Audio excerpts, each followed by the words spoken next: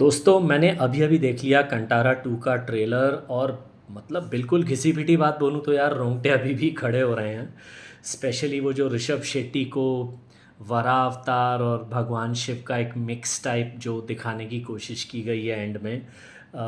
मतलब वो मेरा इंटरप्रिटेशन था, मेरी समझ थी, हो सकता है कहानी कुछ और हो, कोई और अवतार हो वो।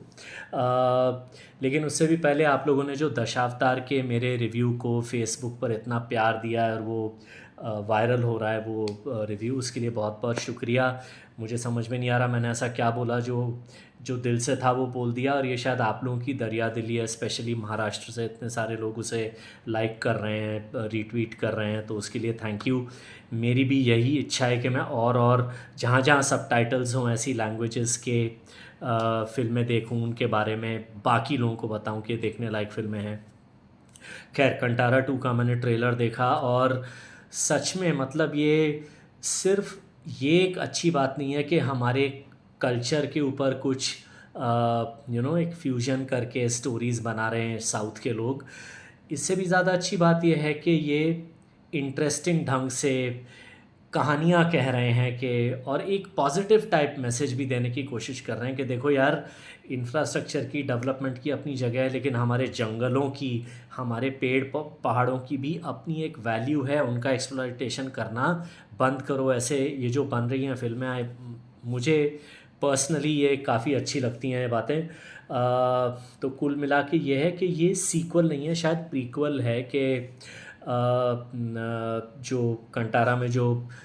ऋषभ शेट्टी का कैरेक्टर जहाँ गायब हुआ था वहीं उनका बेटा आया है और वो किसी से पूछ रहा है कि मेरे पिताजी यहाँ से क्यों गायब हुए, और फिर ये कहा जा रहा है कि यही उनका ओरिजिन, हम इस पूरी बिरादरी का यही ओरिजिन प्लेस है। और फिर वो पुरानी कहानी पे गए हैं कि कैसे कहीं कोई एक राजा था जो शायद इस जंगल के सिस्टम को फिर से तोड़ना चाहता है, और पहले भी इसी टाइप की भिड़ंत हुई है। तो शायद ये पर्यावरण के संतुलन के पक्ष में रहने वाले लोगों की, और जो अंधाधुंध अंधा कुछ ना कुछ बनाते ही चले जाओ ऐसे लोगों के बीच में जो हमेशा से एक कॉन्फ्लिक्ट रहा है, उसके ऊपर भी एक कहानी है।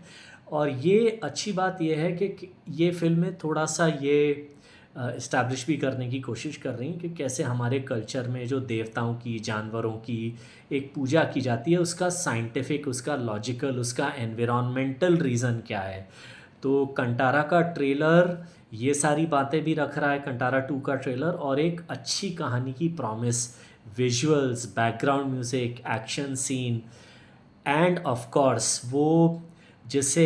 इंग्लिश में कहा जाता है ना, raw intense simmering screen presence. शुद्ध हिंदी में या हिंदी में कुछ कुछ होगा, बिल्कुल वो एकदम ज़मीन से जुड़ा हुआ, कुछ कुछ अपने ही जैसा दिखने वाला एक इंसान जिसके अंदर एक आग भरी हुई है कि वो अन्याय के विरोध में लड़ेगा। हमारे आसपास ऐसे कई लोग होते हैं। ऋषभ शेट्टी कुछ कुछ उनके चेहरे पे ना एक एक निर्दोष इंसान का भी एक लुक है, और ऐसे इंसान का भी है जो अगर भड़क गया तो फिर सींग मारेगा बुरी तरह से। तो वो जो एक बैलेंस है उनकी पर्सनालिटी में, वो बहुत अच्छा दिखता है स्क्रीन पर। और कुल मिलाकर उन्होंने वो जो उन्होंने एक्टिंग की थी कंटारा के क्लाइमैक्स में, मतलब मुझे तो नहीं लगता कि मतलब मैं किसी को ना गिरा रहा हूँ ना उठा रहा हूँ, लेकिन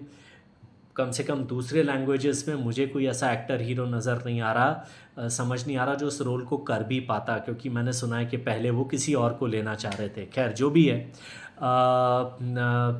ये भी अच्छा है कि हमें ऋषभ शेट्टी के जैसा एक एक्टर मिल गया है, और ये बहुत अच्छी बात है कि इस फ़िल्म को शायद हिंदी लैंग्वेज में भी एक बड़े स्केल पर रिलीज़ किया जाएगा।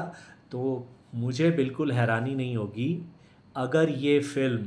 उत्तर भारत में भी छप्पर फाड़ कमाई करते, क्योंकि इसके जो एलिमेंट है ना, वो पहाड़ के लोग, जो जंगल के आसपास के लोग जो हैं उत्तर भारत में भी, वो भी इस फिल्म की कहानी से, कंटारा 2 के ट्रेलर के साथ कनेक्ट करेंगे। आप ट्रेलर देखिए, आपका फ़िल्म देखने का मन करेगा।